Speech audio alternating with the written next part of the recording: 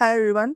Welcome to our live interview today, and thank you for joining us. It's great to see leaders tuning in from across regions, sectors, and disciplines. My name is Bhuva Shakti. I'm the Chief AI Ethics and Global Culture Officer at Women in AI. Women in AI is a global nonprofit working to advance inclusive leadership, responsible innovation, and ethical governance in artificial intelligence. We are a team of volunteers spread across 170 plus countries, and I cannot do what I do without my team's support every single day. In my role at Women in AI, I focus on the intersection of ethics, culture, and leadership accountability globally across every country we operate. Much of our work centers on helping corporations and C suite leaders navigating AI transformation even when AI is not their core business, and supporting startups in embedding governance, risk, and compliance early. So AI readiness is built in from the start. We see firsthand how AI ethical decisions are shaped as much by culture and judgment as by technology. I'm delighted to be joined today by Professor Theo Stratopoulos from the University of Waterloo. His research focuses on AI adoption, enterprise strategy, and digital transformation. He helps organizations understand how emerging technologies create competitive advantage through human judgment, organizational capability, and responsible AI. My co host Majan is a business transformation leader with extensive experience across corporate finance and management consulting at KPMG and Accenture and has led AI enablement programs across multiple industries. I titled our conversation today as Responsible AI, Human Judgment, and Enterprise Adoption.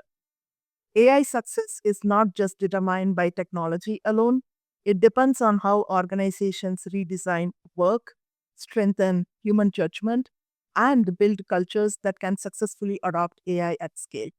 The biggest questions that leaders face in AI transformation is how do we turn responsible AI into enterprise wide adoption?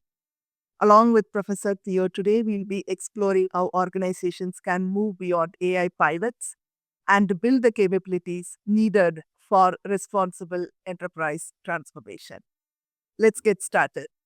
Hi, Professor Theo. Welcome and thank you for joining us today. Thank you for giving an opportunity to join you today. Thank you. And your work draws a clear distinction between tactical AI adoption and strategic AI adoption, right? So, how would you explain that difference to executives? And why do so many AI initiatives fail to move beyond the tactical stage? Can you help us understand, please? Yeah, that's a very good starting point. I've spent the last year developing the AI strategy for our school, and our objective is to launch an AI integrated curriculum for the School of Accounting and Finance. The, the tactical instinct is very strong, and the tactical instinct is start with a tool. What AI tool should we invest? What kind of AI platform should we invest? But the problem with this approach is that you're not thinking in terms of value adding. What value we actually expect this investment to create and for whom? That's the difference between a tactical versus strategic approach. Tactical approach is looking just at the tools. The strategic approach looks at the value adding proposition. And in my opinion, the reason that a lot of the initiatives fail is because they do not make explicit, they do not define what's the value adding proposition of the investment that you're making, of your strategy. In the context of our school, the specific question will be what will make our graduates indispensable once AI starts doing routine work, right? So that's the difference between tactical and strategic. Start with a value proposition. Yeah, I know. Today, almost every company is starting with AI transformation, and the first thing they do is, okay, what tool can we implement? How do we scale technology? But you bring up a great point. If you don't think about the strategic long term approach, then the business may not a long term benefit from implementing AI or even any other technology for that matter, right? Yeah. Now, even when we talk about so many things today, we see every organization, whether they are an AI organization or not an AI organization, is investing heavily in AI, right? Yet, few of those leaders who are leading those transformations still struggle to see measurable business value, right? So they say, okay, I've deployed across 10 business units, I'm good. But what are organizations getting wrong before they even begin their journey, and help us understand the measurable business value, please? Yeah, yeah, that's a good question. It kind of feeds into my previous point about defining the business value, right? And the the the difference that I see is that if you start by selecting a tool, by default, you have selected a local solution and you're expecting a global answer. It's not going to work. The tool could look nice, but unless you start connecting this to the company's business value proposition, it's not going to deliver. Or if it delivers, it will deliver locally, right? Again, let me give you an example. If we start thinking about, oh, should we add this tool, teach this tool to our students? Yeah, it will work, but how will this add value when we try to place the students with the employers? That's a real question. If we start with the business value proposition, what will make our students valuable to the employers, then we can go back. All right, let's think now what skills, what expertise, what capabilities we need to instill to the students so the employers will hire them, right? So you see that thinking locally and expect global answer is not going to work. Yeah, I know. I mean, even this past graduation season, there was so much chaos around are the students enabled to enter the uh, market in terms of jobs and things that they want to pursue professionally. But then the employers also were not quite ready, even if the students were ready. It was more like, okay, we don't know what business value we are trying to get out of doing an AI implementation. That's a very good point. I'm sure we're going to have a chance to come back on this later because it's a very important point. Yeah, yeah. And one of your key ideas is that also organizations shouldn't simply just automate existing work, right? So they should rethink what people are uniquely responsible for once AI handles routine tasks. So, what does that shift look like in practice? Because even when we talk about all this, many leaders don't know, okay, where do I start? How do I do this? Okay, we start by taking for granted that AI will do the routine work. AI will generate the report. And if we take this for granted, then the next step, and when we start thinking about a responsibility, the responsibility coming from the student that we're training is that you need to verify this report. And not only you need to verify, you need to be accountable for the report because when we send this report to our client, we're not going to say that ChatGPT or Claude generated this report. Theo generated this report.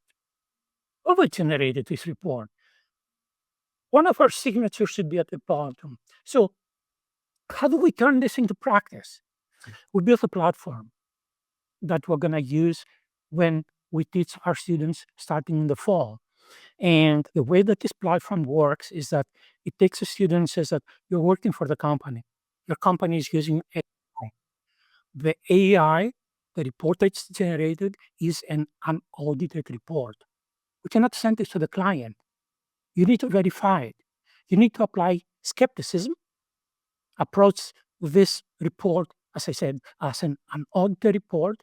Use your domain specific knowledge, verify it. After you verify it, if you give it thumbs up, your signature will go at the bottom. We send it to the client. If you don't think that the report is accurate, tell us what we need to fix it.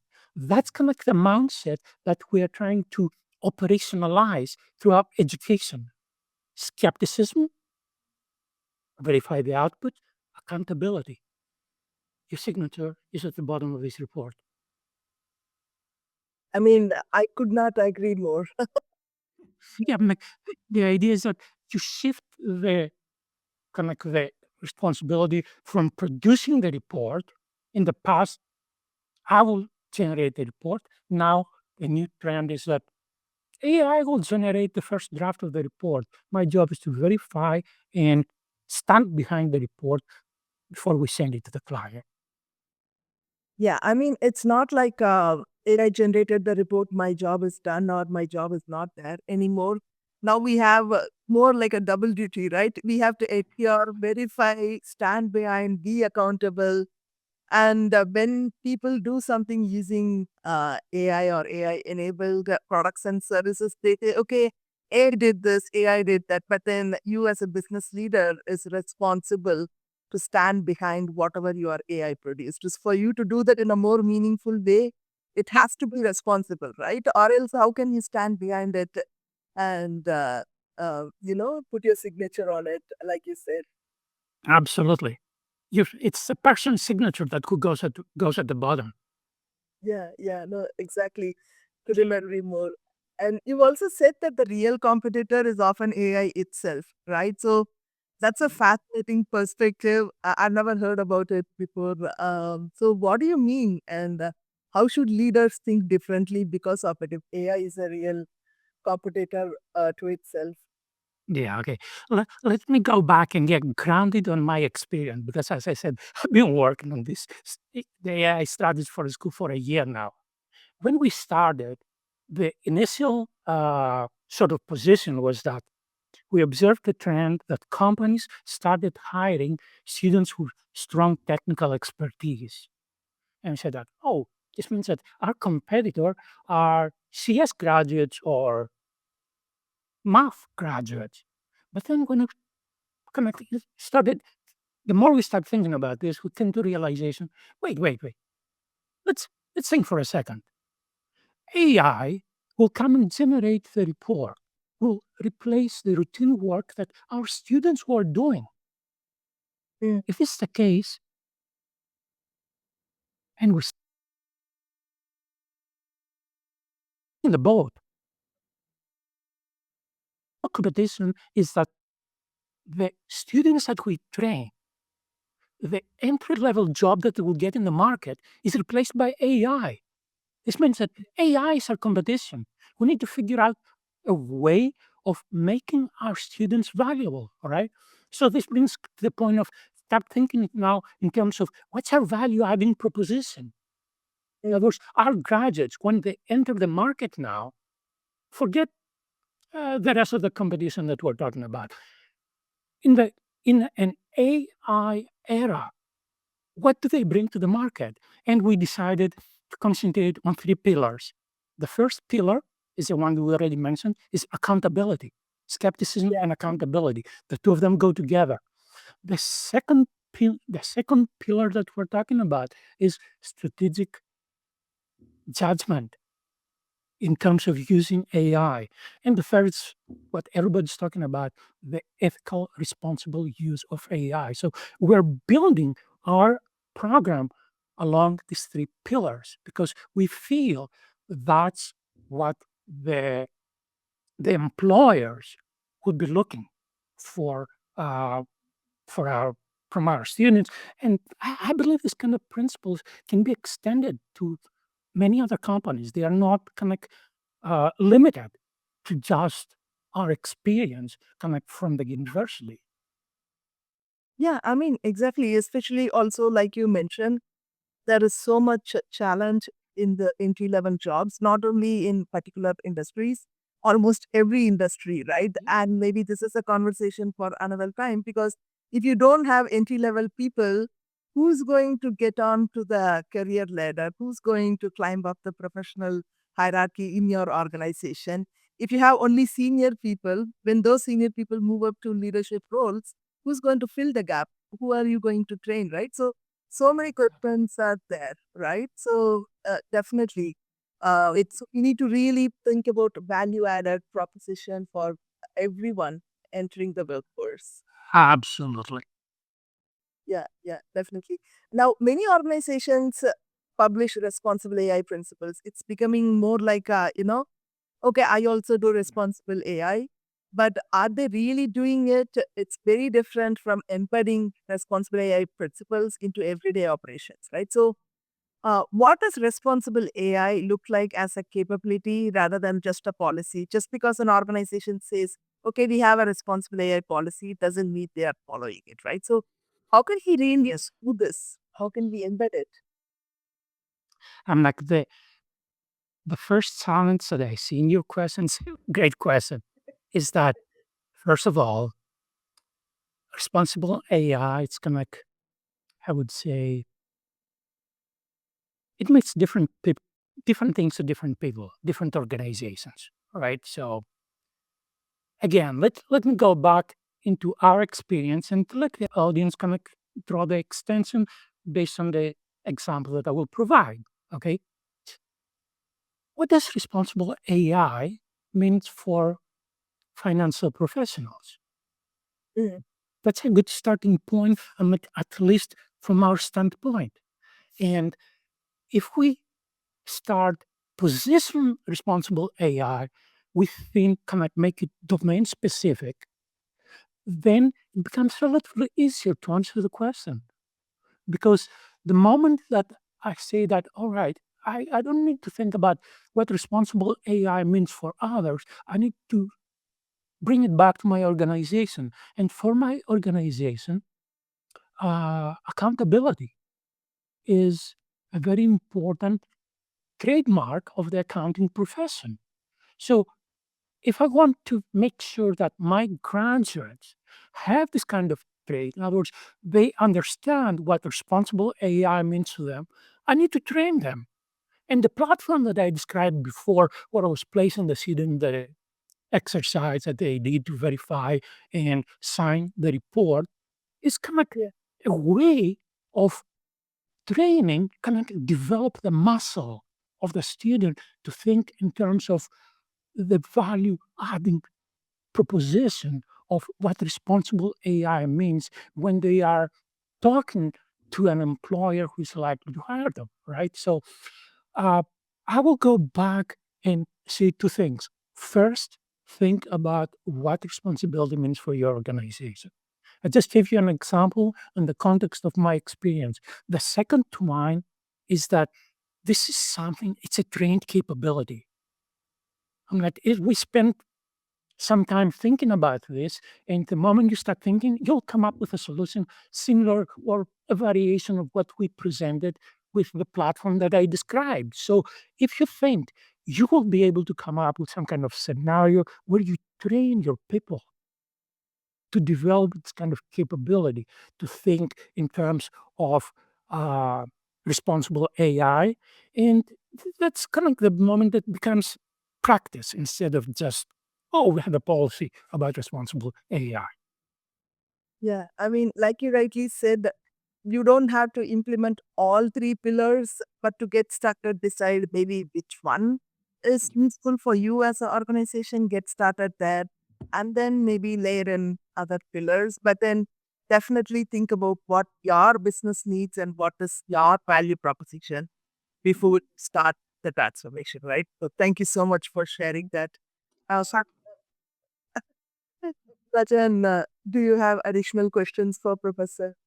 Yes, and thank you for tying that conversation up, Buva, so perfectly on, the principle side of things, and Professor on the distinction between a principle and a practice capability Yes. is exactly where I want to pick the conversation up, right? Because it may be easy to talk about in abstract what it means, but it is generally can be hard to sort of achieve as an outcome.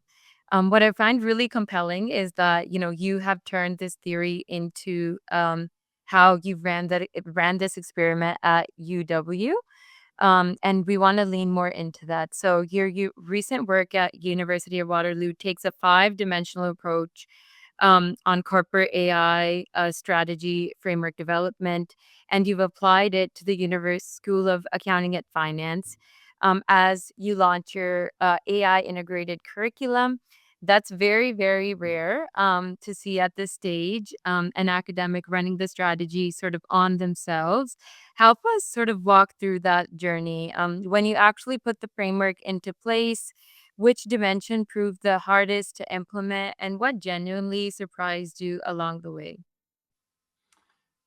That's a good point in the sense that when we started working on the strategy, we realized that we need like a framework, like a starting point, and the only framework we could find was the one that was for business.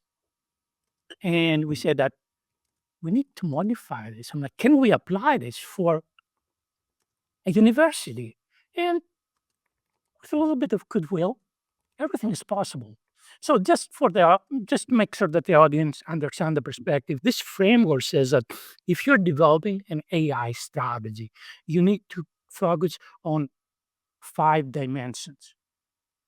And the 5 dimensions are which areas, where will you deploy AI? And the second one is what's going to be the business value adding proposition of this implementation. The third one is like financial implications of your investment. The fourth one is implementation. How will you implement it? And the fifth one is dynamics. How will you make sure that the strategy will stay up to date? I, you use the word surprising, and I would like to use the word realization. Realization in the sense that since the first step was to develop the strategy. Now we start implementing, and implementation is the most challenging part. By far, developing was relatively easy. Implementation, that's the difficult part. That's the realization. And again, I don't use the word surprise. I use the word realization that it is the part that that makes us scratch our head even more. The realization that we encounter is that AI is growing at a very fast pace. I'm like every other day you hear stories about a new model that came from OpenAI or from Claude or from Google or from Chinese. So you cannot say that, oh, we developed a strategy and we're done. So one of the changes that we had to make was that traditionally the approach is that, oh, we developed a strategy, we developed kind of criteria, we implemented, we are done. No, no, no, this doesn't work. If things are changing, the implementation has to become dynamic. And this is the reason why we love this kind of framework, because if you notice, the fifth dimension in this framework is that how will you make sure that your strategy remains up to date?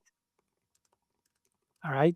So this is kind of like this combination between implementation being the real challenge in any strategy, and what makes it even more challenging is that the implementation has to become dynamic. In other words, on the fly, as we're implementing, we're collecting feedback, and we use this feedback to look back and revise expectations, revise priorities, revise our actual strategy as needed.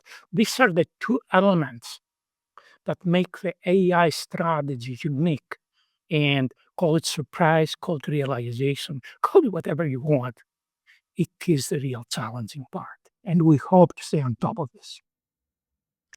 Definitely. And, from my experience as well, as we work through very large implementations with clients, that's the challenge, right? We have a set of tasks, objectives we go out and try to solve for. But what's the next step? Because there will be a new technological advancement. And how do we stay on top of that is a continued conversation we're definitely having with clients on a regular basis. So that's really, really insightful. I think now, if we stay right there And, you've seen this from the inside, the challenges, that you face once you start implementing. Most leaders, from what I've seen as well in large transformation programs, when a transformation stalls, it's either the technology, that didn't have enough of the capability, or, people need more training. And there was, some gaps in terms of ramping the team up to speed. In your experience, Professor, share with us where does resistance to AI adoption actually live? Is it leadership?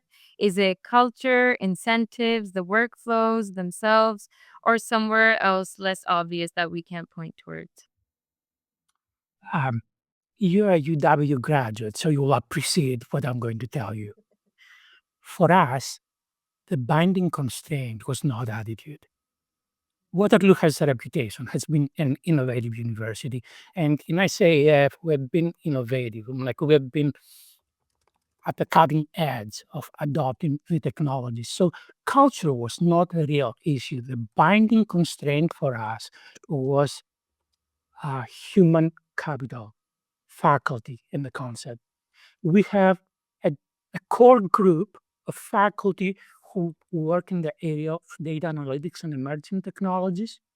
And the approach that we decided to follow during implementation is that given the number of people that we have right now, what can we implement in September? We want to remember this is something that changes so quickly. We cannot wait 2 or 3 years until all the faculty has been trained in the latest AI, which, by the way, is changing. Let's start with the human capital that we have now. And as I say, we have a solid core. So we're going to implement the first stage in September. We are developing the courses, the material, the content, that capabilities that we want to deliver in September. And as we're testing, we're going to collect feedback. Meanwhile, we'll start training faculty who are interested, who have the capacity to learn, to continue into the next term. This kind of reinforces the idea that first, we don't want to waste time. We don't want to waste time waiting when everybody will have the capability. We're going to build on the core group. And in every organization, if you look carefully, you will find that there is a core group who is ready to start. Work with them. Start seeing some results. And then once you start seeing the results, it will be easier to persuade others to join, train them, so the strategy, the scope will start expanding. So that's kind of like our suggestion.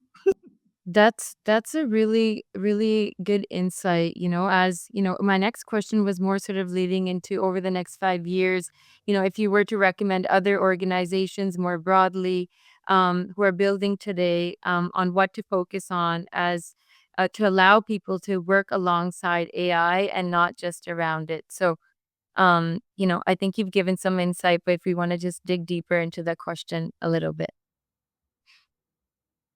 Can you restate the question and just make sure we So, what should organizations really be looking to build today so people can genuinely work alongside AI and not just building around AI? okay. I think that I'll go back to the distinction between tactical versus strategic.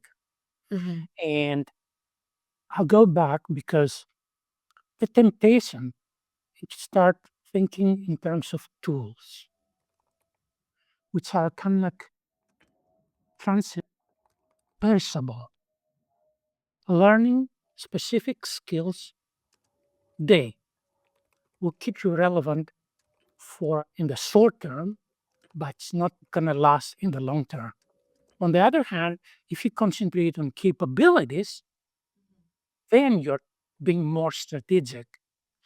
And the moment that we make this kind of distinction between kind of like something which is perishable versus something which is going to be more sustainable, it makes more sense in the concept of my work. I don't want my students to become perishable. I want them, I don't want them to learn just a specific tool.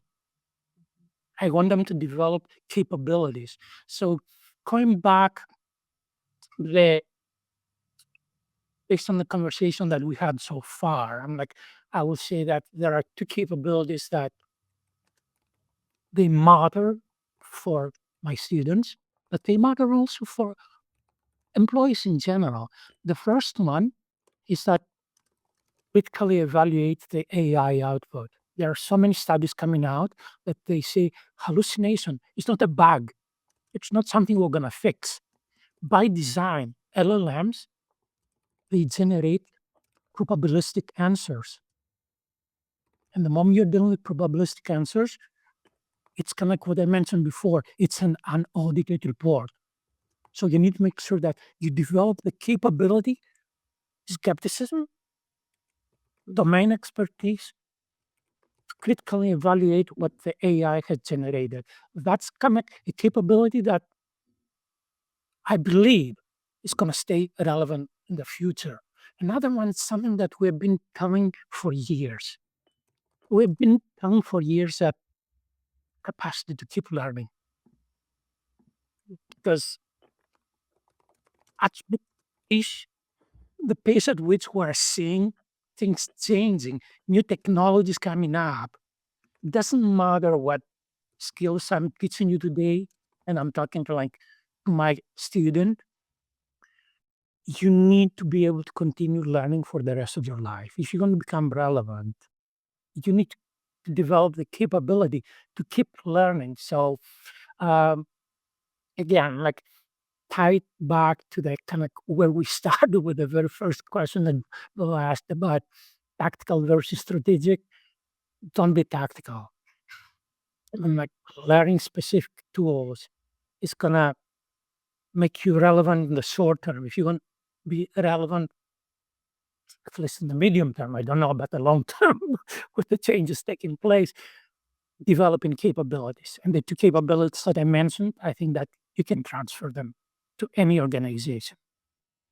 And that's exactly right. Those are key guiding principles. I think as we internally, from a consulting lens, client lens, whichever dynamic you may look at this from, those are required as we navigate and continuously navigate the changing landscape of AI. So I think the next question kind of leads into some of what we've spoken to, but if we were to, just dig a bit deeper on AI, how it may replace jobs. Earlier, we made the point that the real competitor is often AI itself, right? And I want to connect that to the question many executives seem to lead with, which is, will AI replace jobs, right? We see posts every day like Oracle, various different companies are hiring and firing to reallocate capital to AI investments, right? Is that the wrong question? Should leaders instead be asking how AI changes the role of human judgment and what happened to the people who don't make the shift? I totally agree with the way that you place the question, in the sense that will AI replace job? It's the wrong question. I agree with your statement about the role of human judgment. 100% I agree with this. But a deeper problem that I see is a problem of mindset. And what do I mean when I'm talking about mindset? If you approach AI purely as a cost cutting tool, in other words, if you think, can AI replace jobs so we can save on the cost side of our business? You're wasting the technology. Honestly, that's my feeling. Right. It's the moment, if you want to make the transition, the mindset, you need to start thinking, what else can we do? What, how can we use this technology to add value, right? That's when you start exploring the huge potential this technology. And to be honest, it's such a huge waste if you have this wonderful tool and the only thing that you're obsessing on is how to cut cost. And you think about this. If you use AI to cut cost, all of your competitors will do the same. It's not going to set you apart. What will set you apart is if you think of a creative way of changing the way we're doing or do something different to add value to organization. I'm like, this kind of bringing back to our experience when you start thinking about our strategy. We didn't say that, oh, can we use AI to cut costs? Can we use AI to to reduce our faculty? No, that's not the way that we approach the strategy. Our strategy and the value adding proposition, remember what I mentioned before, said, how can we make our graduates valuable to our employers? It's going to a shift in the mindset, all right? So if if you go back, I'm like, my that's my main point. That's where I should say one of my main points. Like, think strategically, don't think tactically, because cutting costs is a tactical solution. It's not a strategic solution. Definitely. I think the way you sort of wrap that up, very well, its guidance, I think, will be very insightful for many folks out there. I think last one for me would be around looking to guide sort of leadership, right? If you were to advise a CEO today, what are the first three questions they should ask themselves before they sign off on the next AI related investment?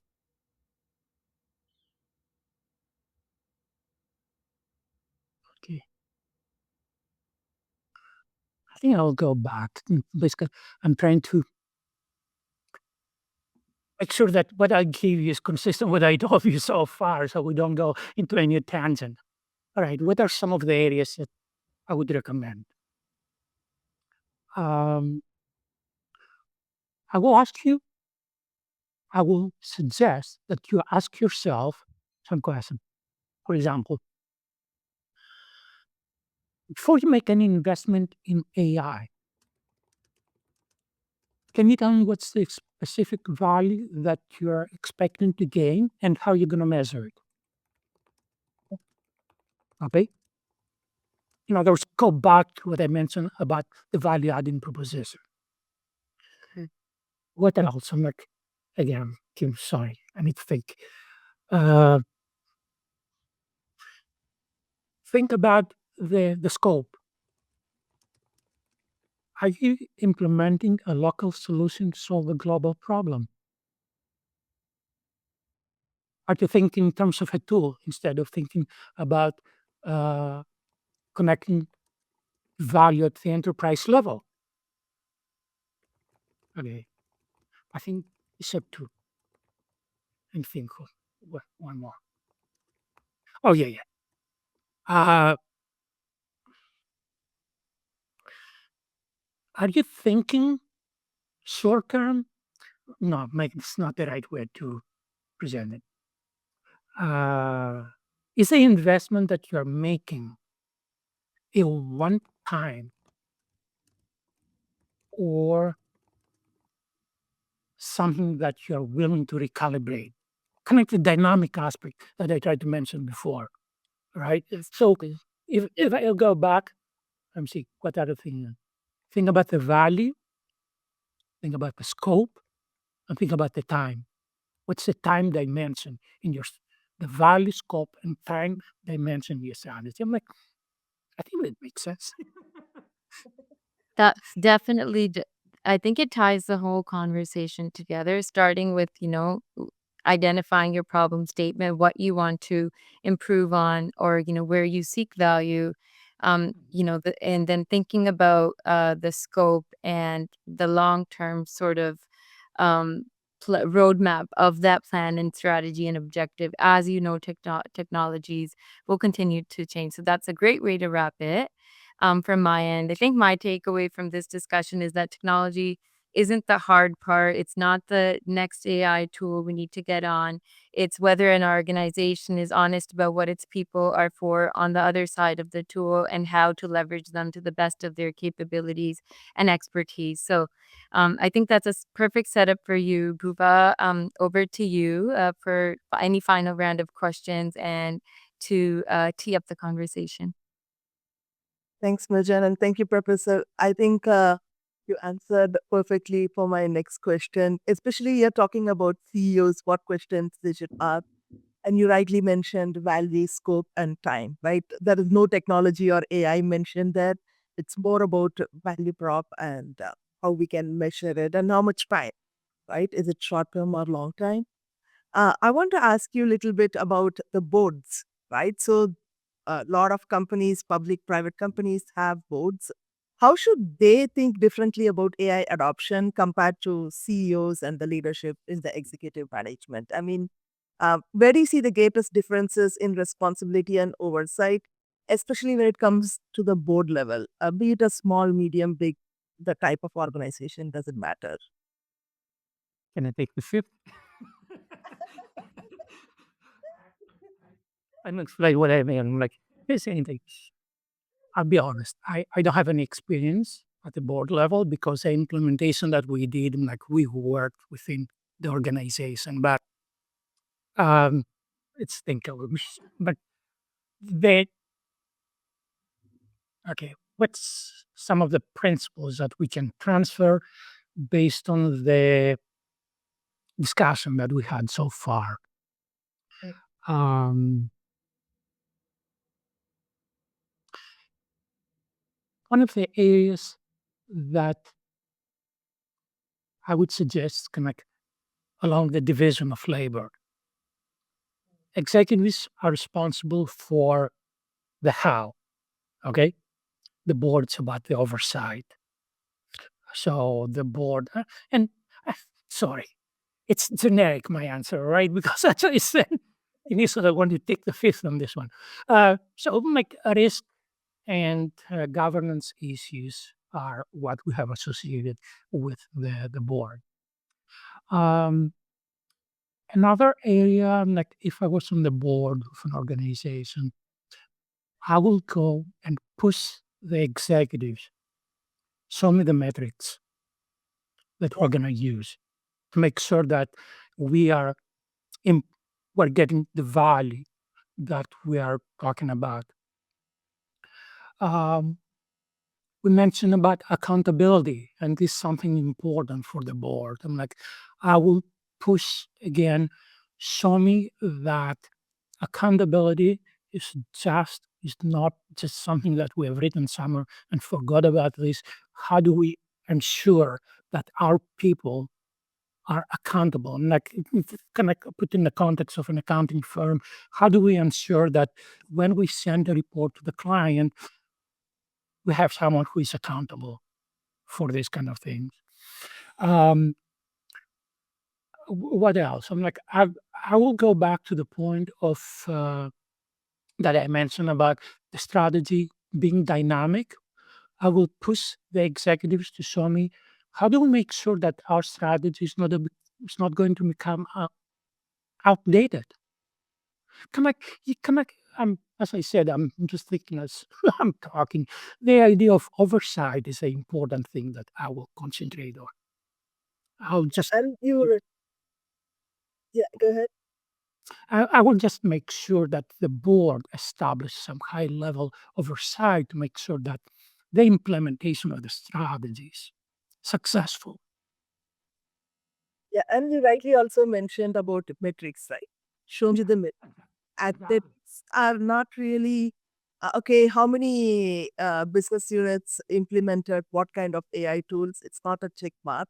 Rather, what business value was achieved? What was the measurable value that we delivered to our customers, investors, other shareholders, or in a non-public company stakeholders, right? So as long as we are aligned with that and strategy is taking the lead on the oversight perspective at the board level, I think an organization would be in the right track. But you also rightly mentioned we want to ensure that the AI strategy should not go outdated, right? So now you have to tell us how do we ensure it doesn't go outdated, right? So how do organizations continue evolving instead of treating AI as a one-time initiative, right? So what can they do?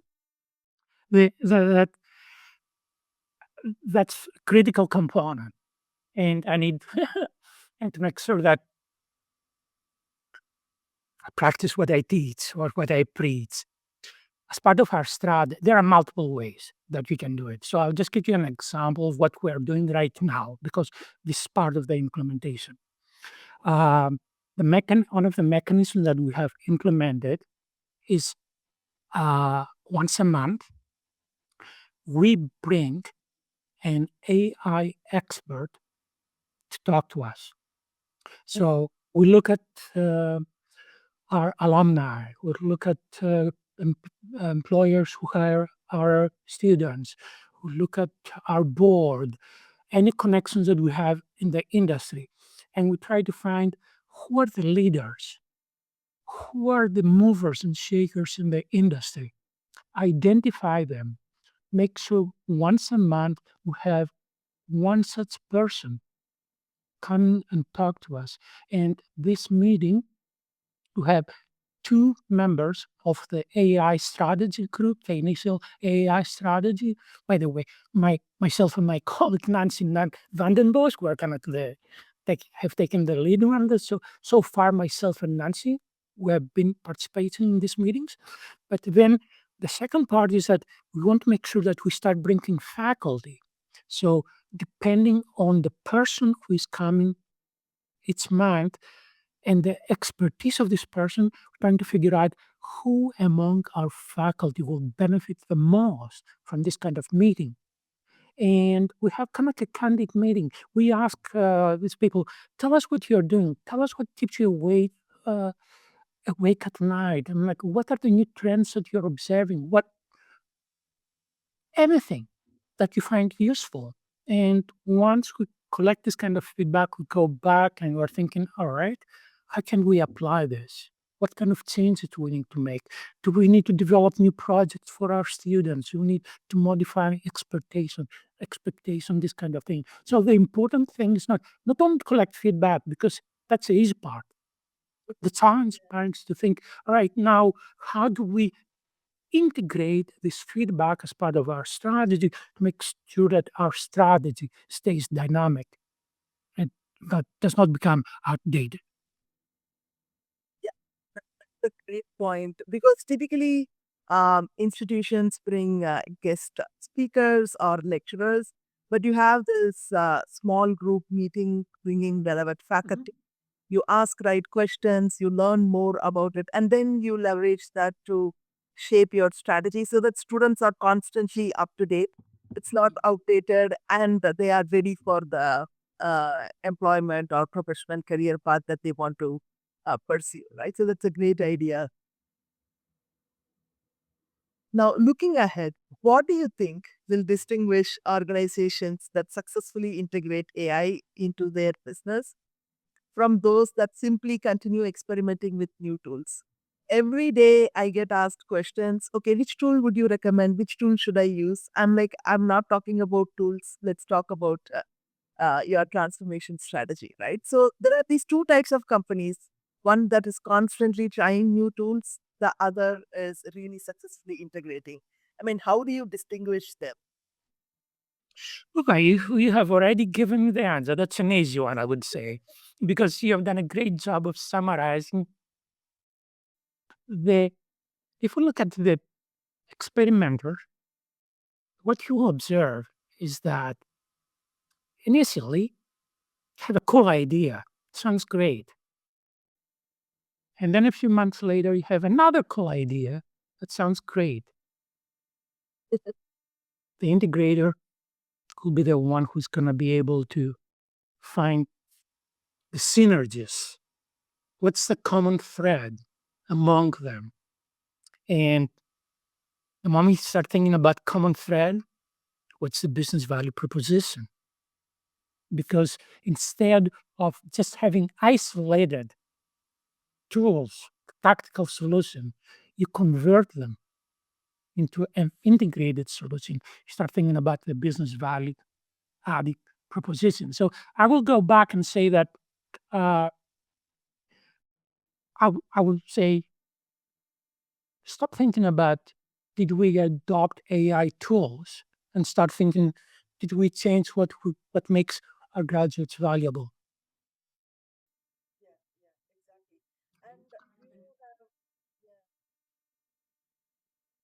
Please go ahead. I'm like, what I was saying is that the difference between tactical versus strategic. The experimenters are tactical, the integrators become strategic. Yeah, perfect terminology, because that was something I was about to ask next. So now that you have the strategic AI adopters, also known as integrators, those that are doing tactical AI adoption more so experimenters, right? Now, if a leader wants to take this organization to the next level, what sort of questions should they ask themselves, be it at the executive level or at the board level, to avoid being an experimenter and try to take the strategic path? What advice can we give them? What advice can we give them? Don't do tactical AI experimenting, the strategic path, but how do they do that? Where do they start? I'm like, now we're taking sort of inventory. So we'll say, look what your organization has done. Stop thinking about what we aspire to do and tell me what actually you have done. Mm, And yeah. once you have identified the initiatives that you have taken, then go back and do kind of like the tests that we mentioned before. Think about the value test. Like for example, ask a few people within the organization. If you get if you ask three people and get three different answers, obviously there is you're not an integrator. Think about the change test. Have we changed the way that we're doing things? Because if we adopt tools, say that we have generated new initiatives and nothing has changed, obviously something is off. And back to the point that I mentioned, adaptation, Mhm. monitoring. Are you keeping an eye? Or do you have assumed that, oh, yeah, we implemented the strategy, we're done? So I'm like, no, this is not going to work. So I'll go back and basically reiterate these kind of 3 points. Take inventory of the initiatives that you have undertaken within the last few months or last year since you started thinking about AI strategy. Write them down and then do kind of like a litmus test. Do we have a common thread in terms of our strategy? Do we have observed change? Are we making sure that our organization is adapting, continuously evolving based on the strategic choices that we've made? I mean, that's a great way to kind of close our conversation. We are kind of coming up time. I have one last question for you, and it's not about technology or strategy. You earlier spoke about mindset shift, right? So, to everyone listening here today, to everyone who will watch the recording later, what is one mindset shift about responsible AI and enterprise adoption that you want to recommend to them? I mean, what is that is kind of relevant for general audience? Yeah. I have been all of my career, like at least most of my career, I've been working on emerging technologies. So one message that I have, it's applicable not only to AI, has been applicable based on what I have observed and what I have researched for many years, is kind of like the mindset shift. Instead of thinking in terms of are we adopting AI, start thinking is our adoption of AI creating value for our stakeholders? Mm, yeah. If you make this kind of change, the shift in the mindset, you are moving in the right direction. Give you an example. The first thing that one of the first things we did, and one of the first things that this kind of mindset forces you to do is that think about who are the stakeholders.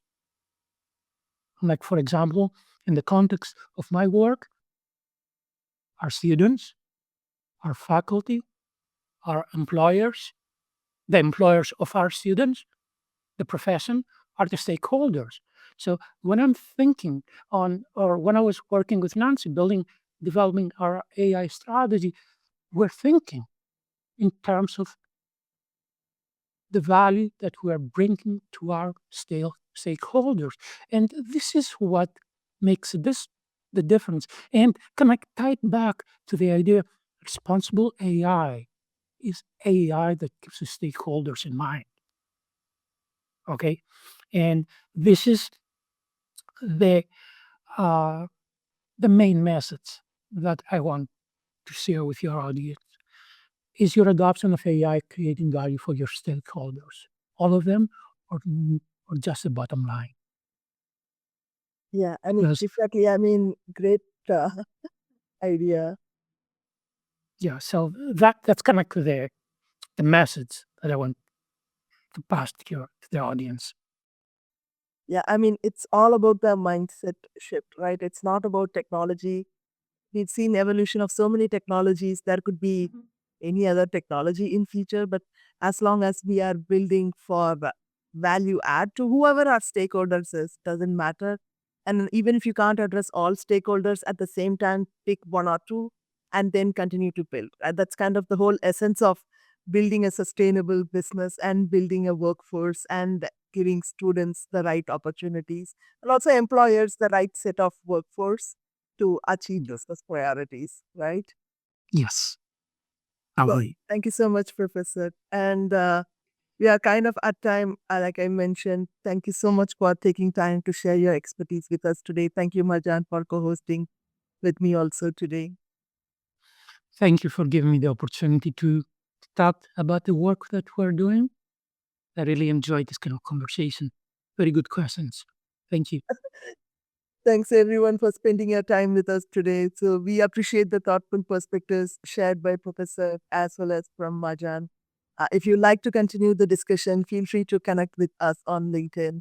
We are always happy to engage offline, respond to questions, or if you have suggestions on topics or voices you'd like to see on this Women in AI conversations we host once a month, feel free to let us know. We bring together global experts on ethical AI, culture, policy, and leadership. Please keep an eye out for next month's topic and guest speaker to sign up when registrations open up. Thank you again for joining us and for being part of this global dialogue. And thank you again, Professor and Majar, for joining us today. Thank you. Thank you.